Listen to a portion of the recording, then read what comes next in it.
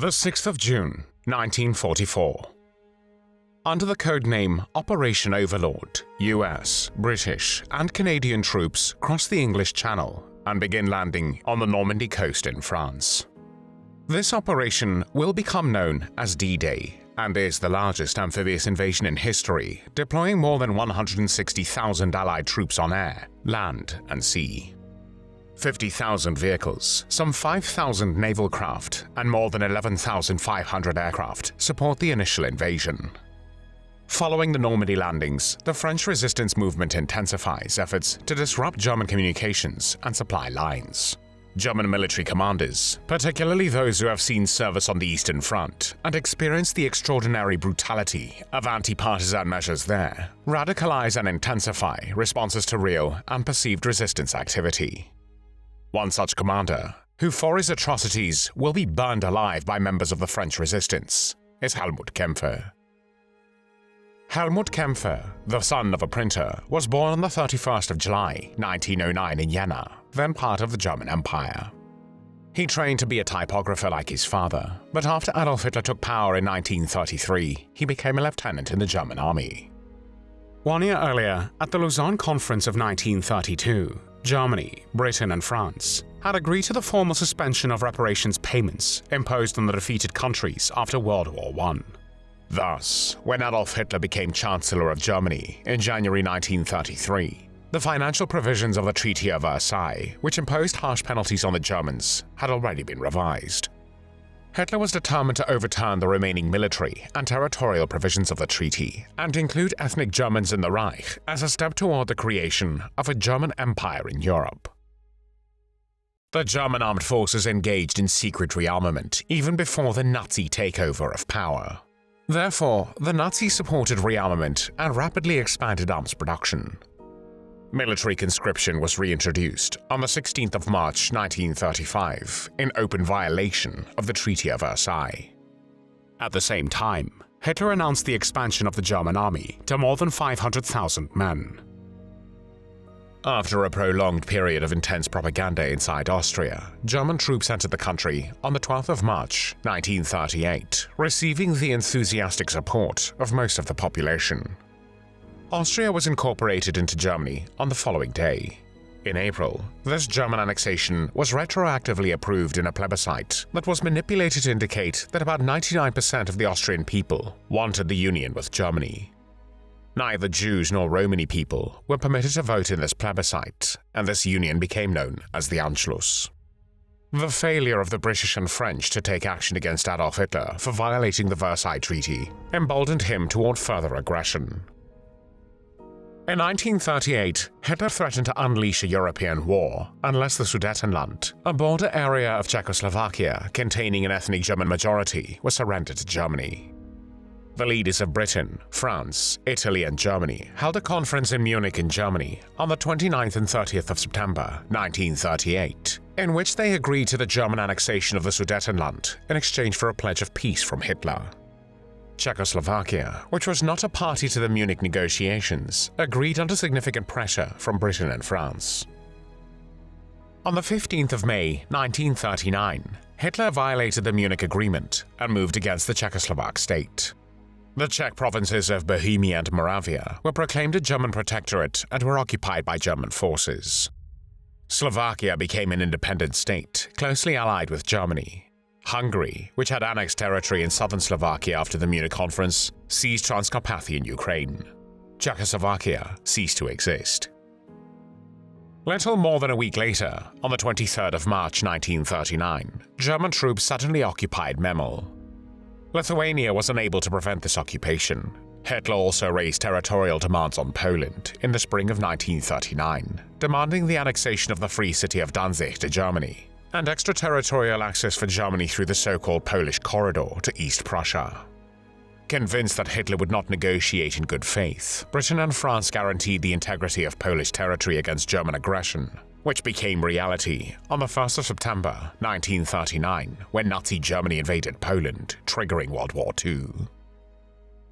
The same year, Helmut Kämpfe was transferred to the Waffen-SS, which was the military branch of the SS with which he took part in the Polish campaign.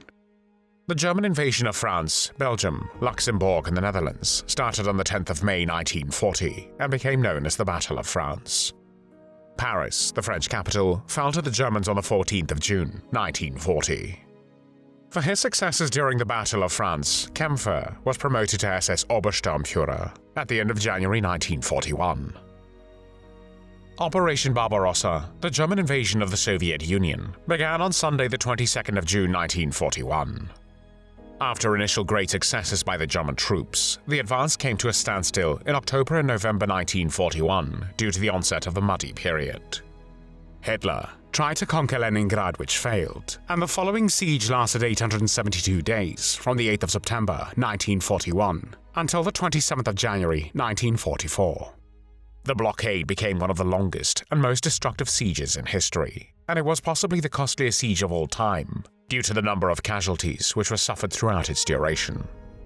As a result, the Wehrmacht, the German armed forces, lacked the strength to take Moscow, and a protracted war was imminent.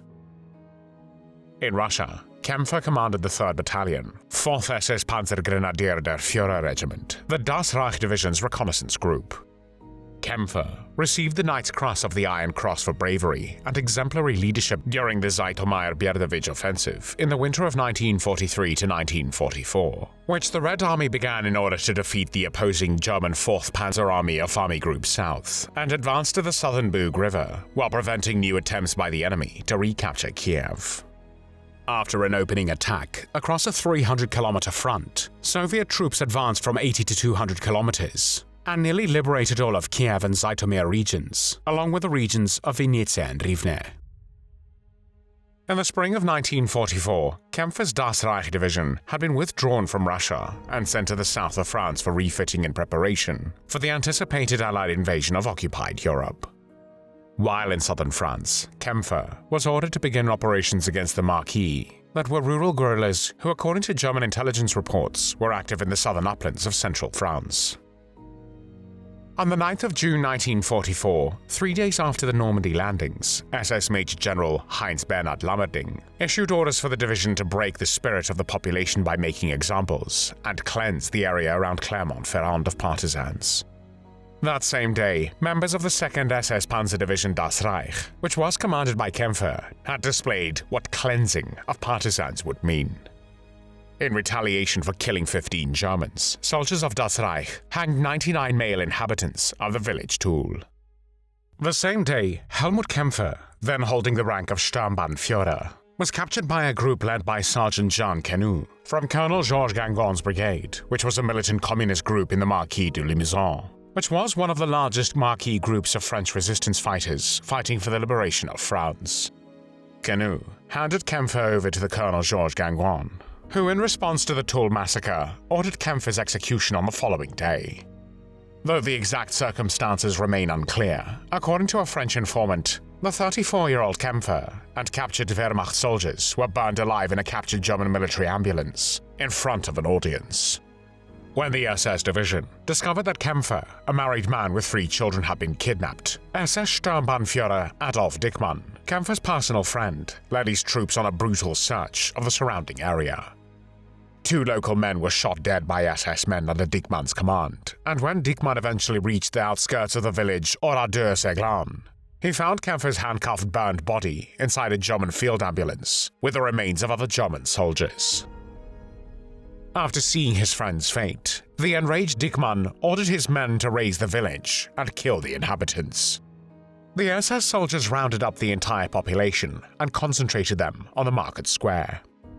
Thereafter, they separated the villages by gender. Members of the 1st and 2nd platoons took the 197 men to several barns on the edge of town and locked them in. The 3rd platoon locked up 240 women and 205 children in the village church. Then, the SS men set fire to the barns and threw grenades through the windows of the church, shooting those who sought to escape the flames. After 642 inhabitants, including 7 Jewish refugees, were dead, the company looted the empty dwellings and then burned the village to the ground. At about 8 p.m. on the evening of the 10th of June, the SS men withdrew from the smoking ruins. Only 7 villagers survived the massacre, 6 men and a woman. all of them more or less severely injured. About 15 other inhabitants of the village were able to escape the Germans before the massacre started, or evade the roundup by hiding. The Oradour-sur-Glane massacre received significant contemporaneous attention, requiring the German army command to search for an explanation, and the officers of the Das Reich to find one. The German explanation stated that the men of the village died during the fight. The fight had been initiated from the village. The women and children had taken refuge inside the church, and died as a result of an explosion from a nearby insurgent ammunition supply dump that ignited the inside of the church. Diekmann was never tried for the massacre, as he was killed by shrapnel to his head from an artillery shell while fighting in Normandy on the 29th of June, 1944. Helmut Kämpfe's remains were initially buried anonymously in the village of Berneuil. However, according to the German War Graves Commission, the remains were transferred to the military cemetery in French Berneuil in 1963. There were no tears shed for Helmut Kämpfe.